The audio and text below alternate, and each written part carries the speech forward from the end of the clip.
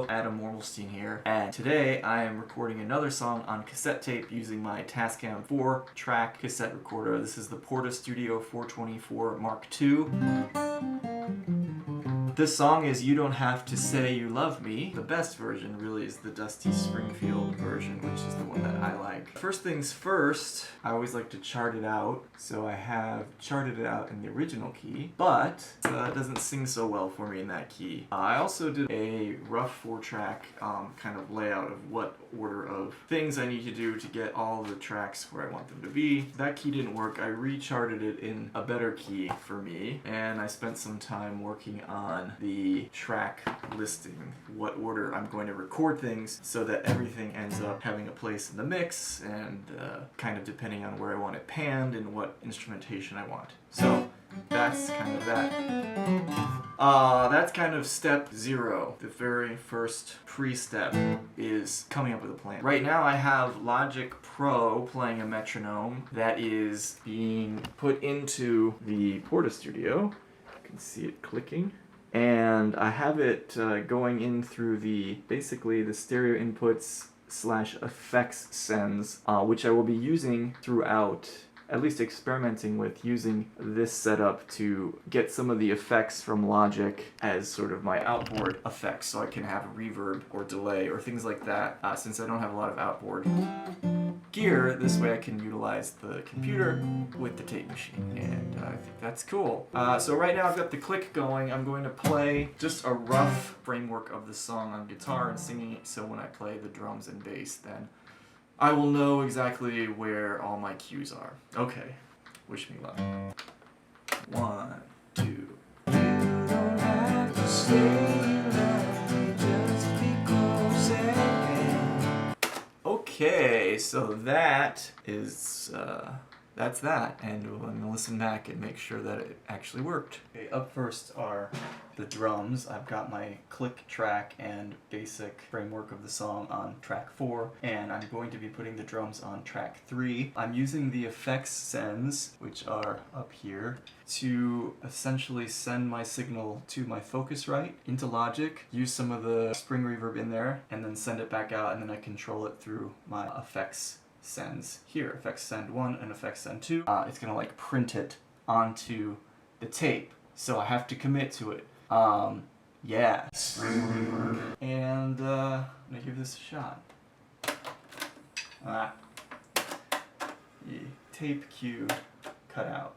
Let's try that again.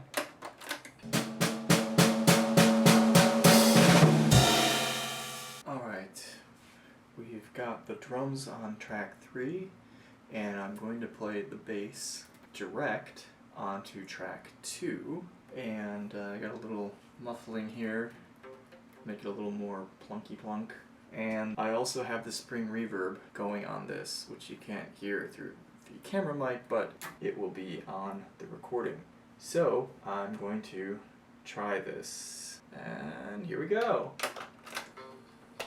Alright, this sounds like complete and utter, so I'm going to take that off. It's actually a little difficult to get the intro lined up because I don't know why, there's just a lot of space, so we're going to try this again.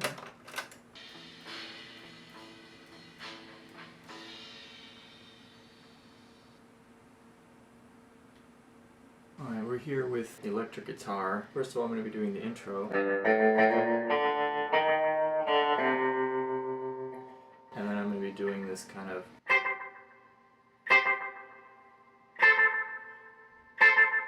which is chopping with the snare drum. The intro timing is a little tricky to make sure that I'm in time. So the guitar is going here on track 1, and I have my tape cue playing the click, the drums, and the bass.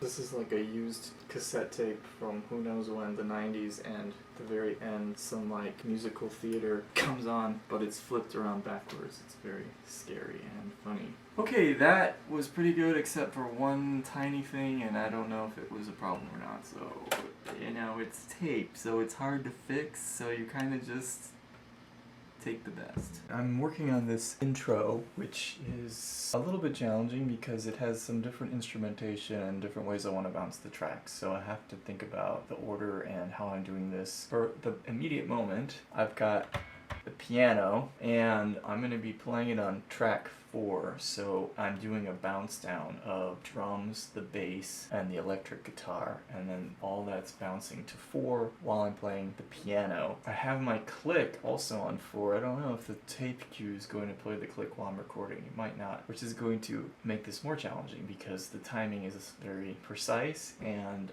the click helps me to get it locked in. But we'll see what we get.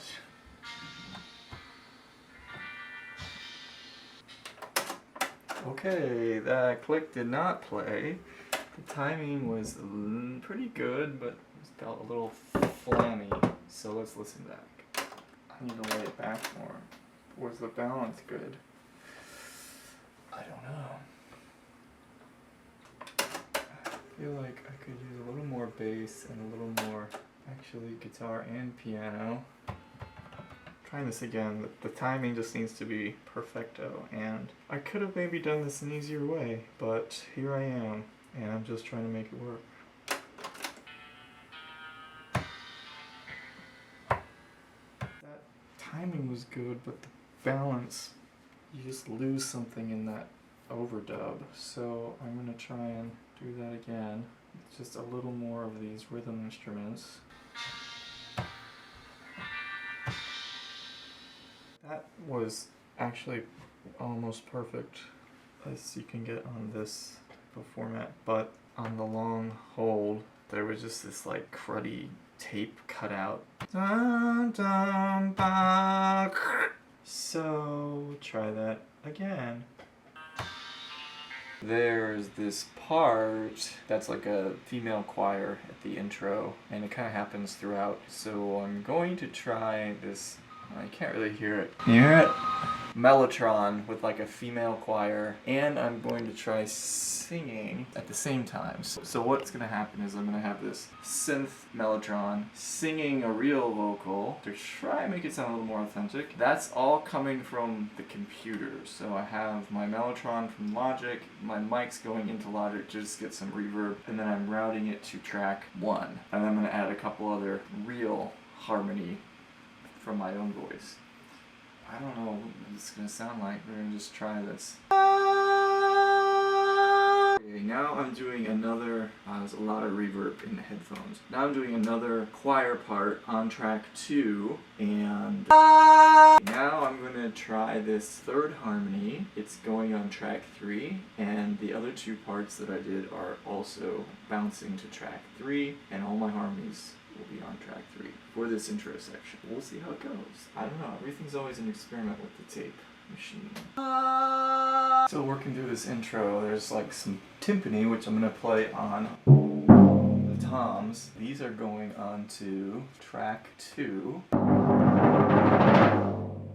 Now I'm going to be playing the cymbals. There's like a cymbal roll, and this is going on track 1, and this will hopefully give me a little ability to kind of pan things, give some space.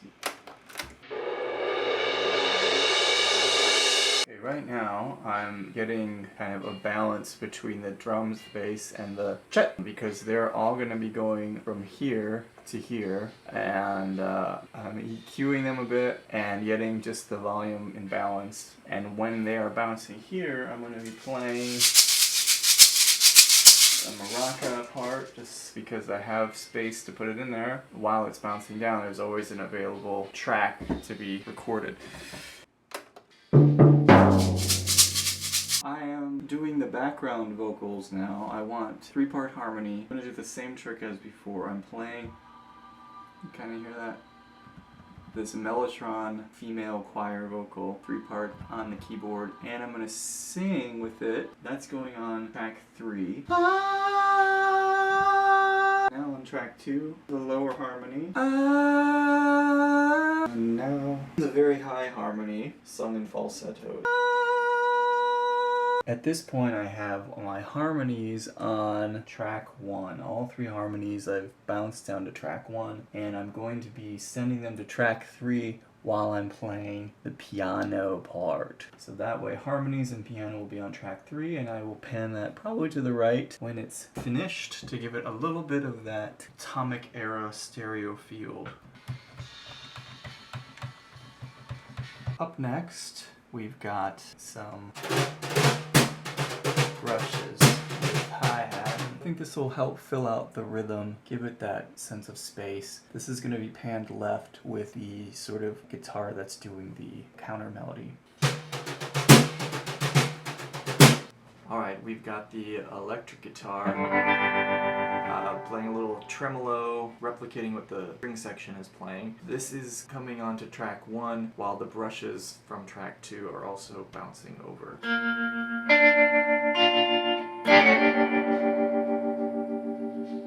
We're at the point where it's time to do the vocals, and I'm going to do them onto track 2. I've got that spring reverb on the vocals, because why not? Apparently Dusty Springfield sang this many takes and ended up doing it in the hallway. I don't know if that's true. I'm gonna probably do many takes as well. When I say,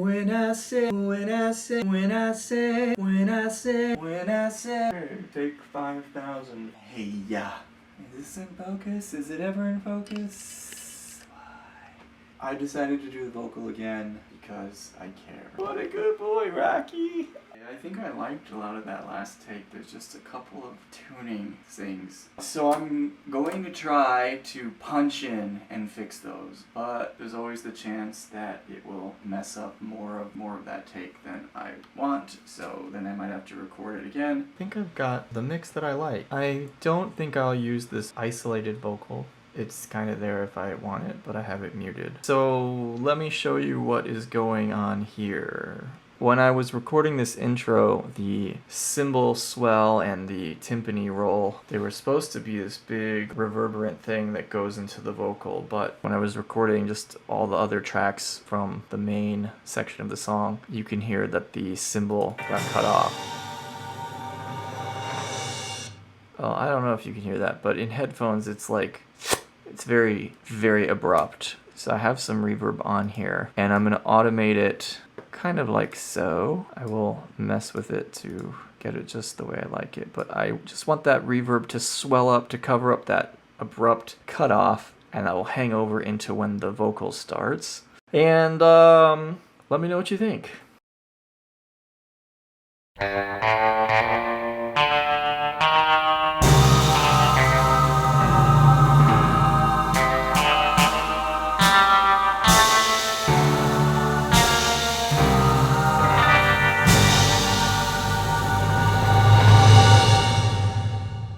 I said I needed you.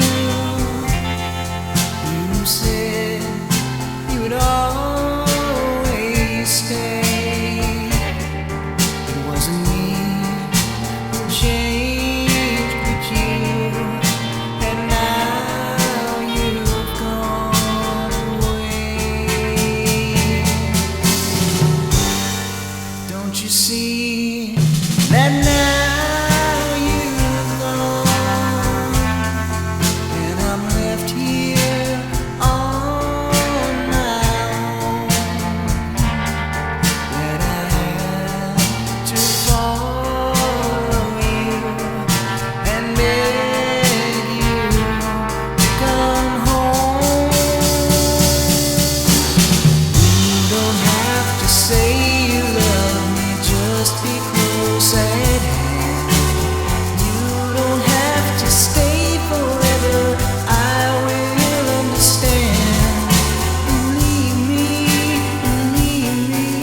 I can't help but love you, but believe me, I'll never tie you down. Left alone with just a memory,